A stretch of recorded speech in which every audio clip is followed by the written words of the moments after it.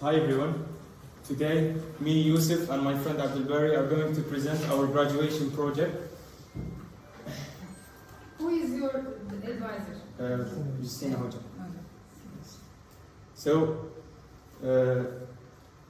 the most precious gift God has provided us with is our eyesight. I don't think that any amount of wealth would be enough for somebody to trade his eyesight with. But unfortunately, according to the World Health Organization, there is over 200 million people who are visually impaired, and that number is expected to increase in the future. So visually impaired people face challenges both indoor and outdoors. When they're doing their daily tasks, for example, crossing this a crowded street, or if there is a new obstacle in the road, if somebody didn't warn them about it, they could get harmed. Also, overhead obstacles or deflections on the street could cause them injuries. These are things that we normal people don't really think about a lot. And some of the indoor challenges visually impaired people face, for example, filling a water cup, or knowing which currency note they are using. Also, using non-tactile buttons, or knowing with the color of their clothing. They need help from other people or gadgets. Okay. So the Braille alphabet was invented to help them. It's a way of them writing. So it's you can see it everywhere. This is, for example, a bottle of medicine, and you can see this in taxis in Istanbul also. All right, and the city also provides them outdoor with tactile paving to help them navigate the street better. But when we did some research, we saw that most visually impaired people are located in less developed countries where the infrastructure isn't there. For example, you can see India has the most number of visually impaired people, and most of them are situated in Africa, which most of the countries are. What is the reason of that? Did you search that? It's because of their governments. They don't have infrastructure. I mean, they don't have the solutions that we talked about. They don't have tactile paving. Braille alphabet isn't expanded everywhere, so they struggle to live their daily lives. And if you are wondering, in those less developed countries, how they are going about their daily life, my friend Abdul Bari here will tell you about it, about how they live in those less developed countries. Thank you, Yusuf. As we know, in less developed countries, they either use... What is your name? Abdul Bari. Abdul Bari. Yeah.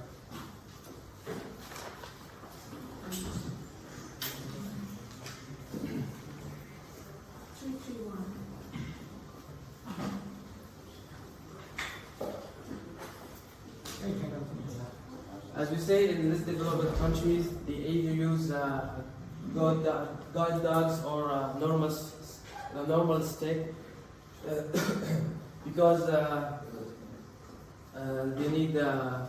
they don't have the infrastructure, the good infrastructure for doing a good solution for that. So we decided. Since we are engineers, we decided to Make better. To have a solution using computer vision, also with the voice assistant and sensor technology.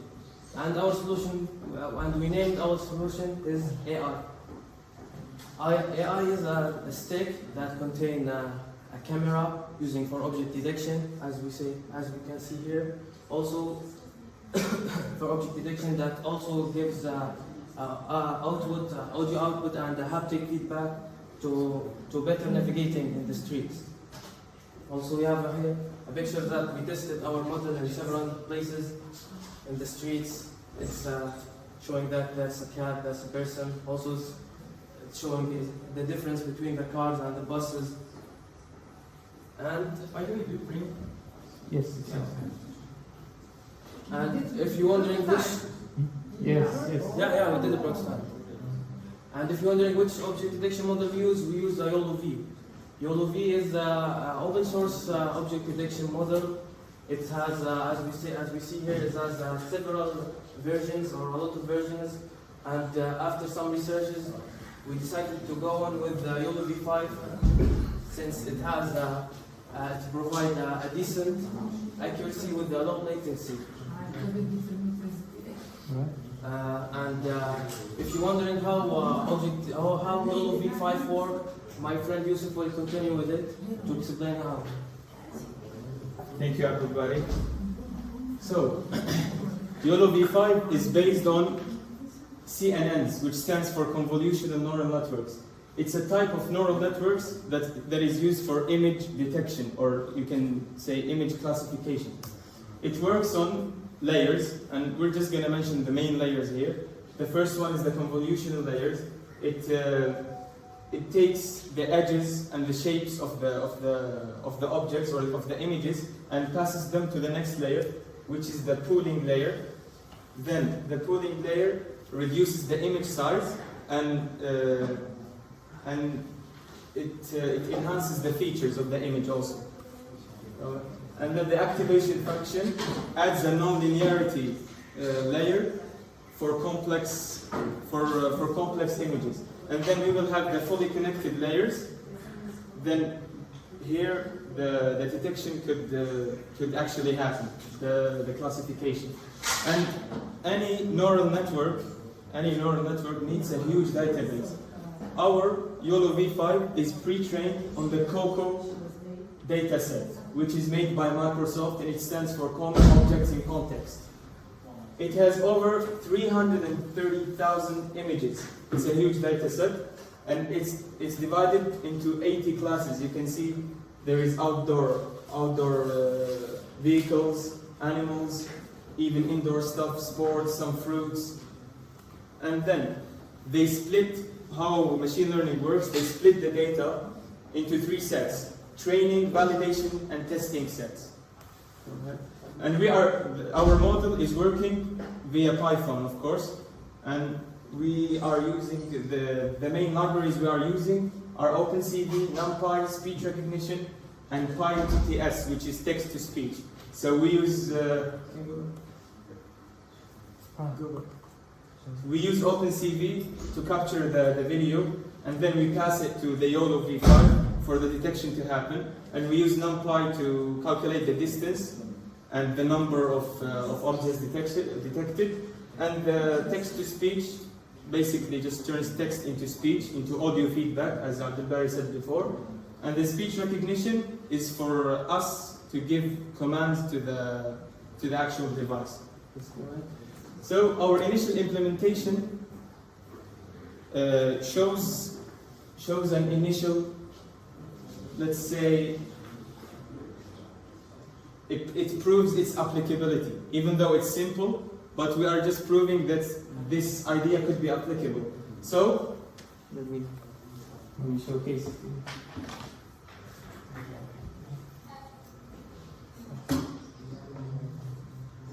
So, this is our prototype. So the hardware we used inside is just a Raspberry Pi, which is a single board computer, an ultrasonic sensor, a mini vibrating motor, and as you can see, a traditional stick for visually impaired people. And we 3D designed the case. As you can see, we did some cooling holes over here, and then we printed it, and you can see the final assembly right here. And now, you use 3D printer? Yes, we use the 3D printer. It's shown in this image right here. This is when it was printed. Now, we're going to show you just a couple of videos of our model detecting things.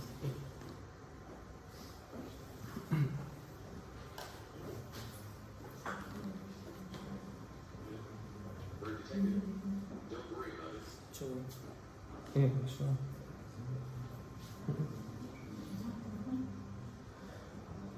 As you can see in the video, it's listen to it.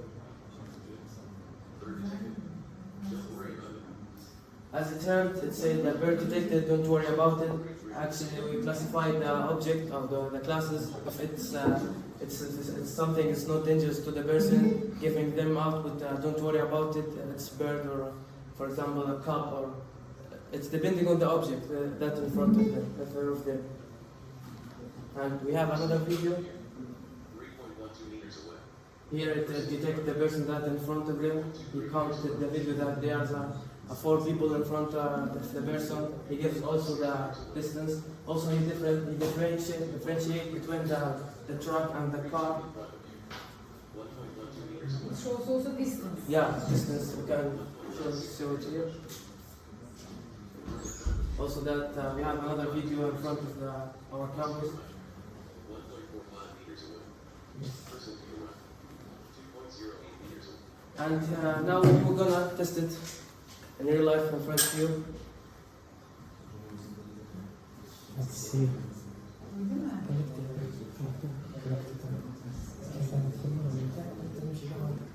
Gözün kapalı hepimiz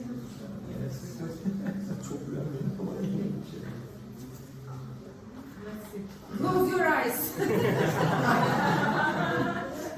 Let's go. So, as we said, we are giving it commands through voice. Start detecting. Start detecting.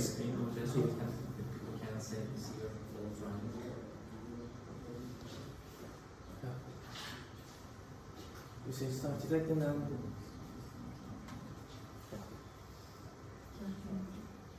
How are you? Person to the right, 200 centimeters away. How are you? I'm fine, and you, and you. I'm fine. I am fine. That's great. Now we can ask it. We can ask it about classes. Is there a car in front of me? Person in front of you, 200 centimeters away. Is there a car in front of me?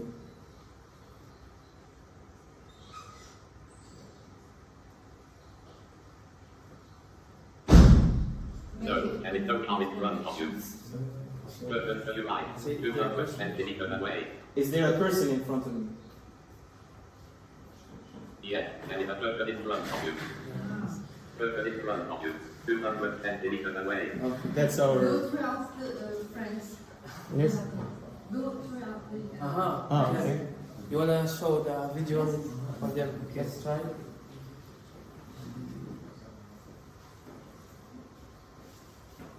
Person to the Yeah, left, it's 200 detecting centimeters other away. others also. Person to the right, 200 centimeters away. The distance estimation is not that accurate because we are only using a camera, a single camera, but we can enhance it in the future. So, Also when you we are have reaching with a point, yeah. an obstacle that's vibrating, if you Yeah. want some For of instance, one of the these this. things, we have here a vibrating motor. If we I want to test. yeah, from here and go closer to this to vibrating. Is it on here? No. Biraz ama uzaktan yaklaşmamız gerekiyor. just 1 second.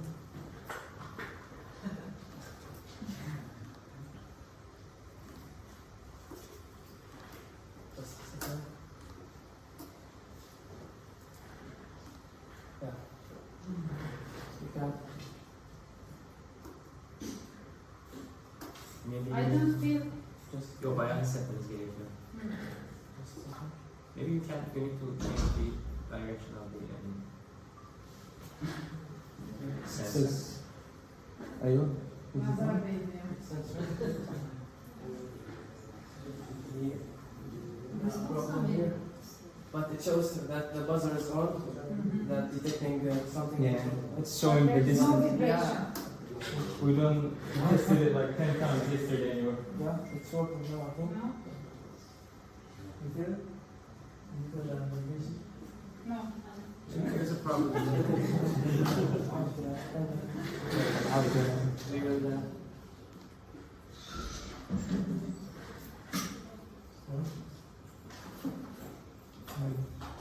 Maybe I lost my feelings. O şeyde olabilir, elektrik. There could be an electric cut. Maybe. You bir kesen. Siz bayağı hissettiniz bunu. Ha, böyle bu kadar insanın önüne çıktı ya. It's okay, these things happen. It also happened to Elon Musk on his. So we know that our model is not perfect yet. So we thought of some future enhancement to it.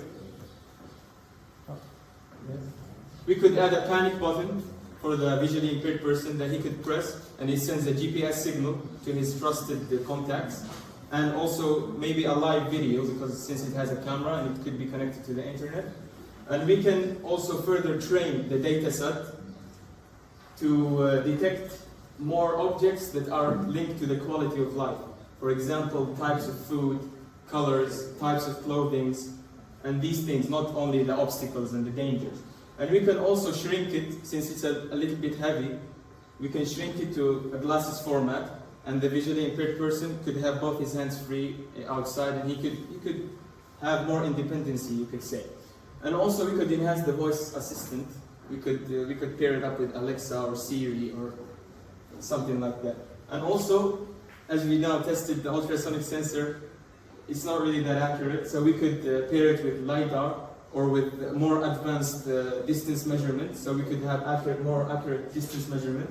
And we could also, we thought of this, because some of them go out at night, and our model is not trained on night vision cameras. So we could add a model that is trained on night vision cameras.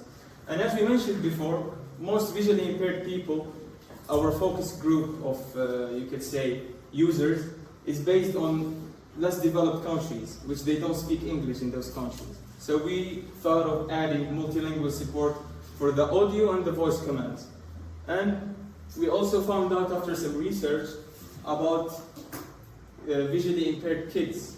They struggle on their independence, and they don't have a lot of self-confidence. So this invention could help them gain more self-confidence. And I hope our presentation and graduation project reached your expectation. We're waiting for your questions.